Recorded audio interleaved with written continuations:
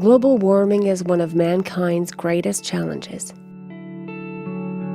In the 21st century, an average increase of 1 to 6 degrees Celsius is predicted worldwide. Climate change is more striking in the Arctic, where air temperatures are rising twice as fast. L'atmosphère se réchauffe parce qu'il accumule les gaz à effet de serre, et notamment le dioxyde de carbone ou le méthane. Quel est l'impact de ces changements climatiques sur cette région ? En particulier, l'impact le plus évident, c'est l'impact sur l'étendue de la banquise. Cette banquise est de plus en plus petite, elle a diminué de près de 40% au cours des 30 dernières années.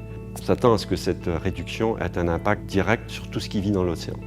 Toute la chaîne trophique dépend de la production de biomasse végétale, qui est due dans l'océan en grande partie au phytoplancton, des algues unicellulaires microscopiques qui alimentent cette chaîne trophique en grande partie. The biggest change in the Arctic ecosystem is the change in light levels. That's going to produce an increase in plankton production, and that's going to produce an increase in biological productivity everywhere. This light increase stimulates life in the Arctic Ocean. However, melting sea ice produces the reflection of sun rays, now absorbed by warming waters, which regulate the planet's weather patterns and natural environments. Les écosystèmes de l'océan Arctique, tout le réseau alimentaire est unique à l'Arctique. On a des espèces évidemment emblématiques comme l'ours blanc, un ours qui marche sur la banquise, on trouve ça nulle part ailleurs. Mais beaucoup d'autres espèces sont extrêmement adaptées à ce monde étrange, ce monde extrême. Et tous ces hyper-spécialistes-là sont en péril dans le sens que si on transforme leur milieu, eux vont être rapidement remplacés par des animaux qui vont venir du sud. Et donc, au fur et à mesure que la couche de surface de l'océan Arctique se réchauffe et que sa banquise disparaît, les atouts, si on veut, que possédaient les hyper-spécialistes arctiques disparaissent. Et à ce moment-là, ils vont soit se mélanger à des populations animales qui viennent du sud, soit être complètement déplacés et peut-être disparaître dans certains cas. Melting ice pack cause other consequences. The opening of waterways, access to Arctic resources such as natural gas, minerals and oil, as well as tourism development. The Northwest Passage connects the Atlantic and Pacific Oceans, but more ships cross the Arctic in the northeast between Europe and Asia. The progressive disappearance of ice caps will transform these maritime routes.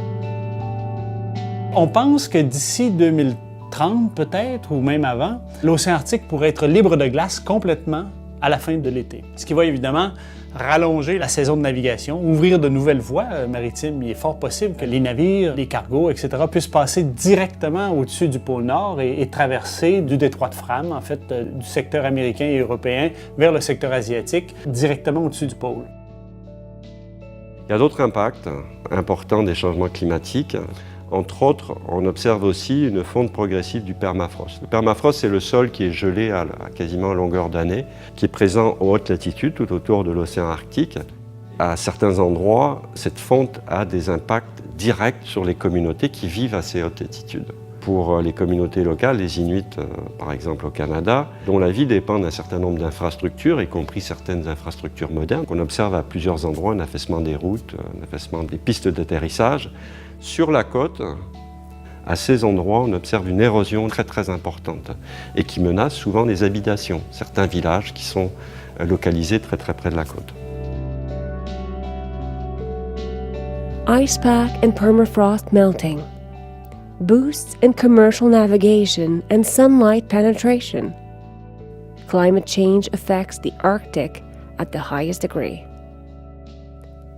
How will phytoplankton and the entire ecosystem be affected? That is the central question of this scientific adventure.